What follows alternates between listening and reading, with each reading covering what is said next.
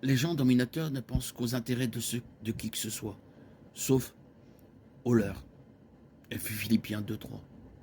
Ils se préoccupent avant tout de leur propre satisfaction. De nombreux rois de l'Ancien Testament étaient dominateurs.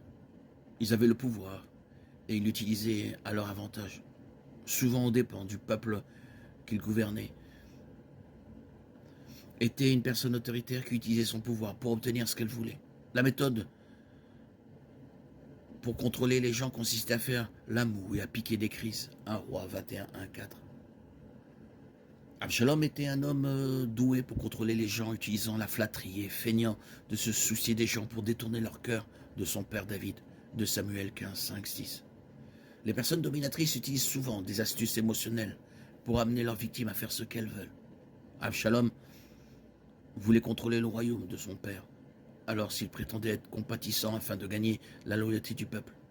Plutôt que de contester ou d'enquêter sur les affirmations d'Absalom, les Israélites mécontents étaient ravis de blâmer le roi David pour leur mécontentement et étaient une proie facile pour Absalom. Un homme ayant une grande domination sur les autres pouvait avoir un impact sur leur volonté et leurs désirs. Les personnes en colère et amères sont une cible pour les personnes dominatrices, qui peuvent alors exploiter les émotions, déformer la pensée et inciter ces personnes à agir en leur faveur.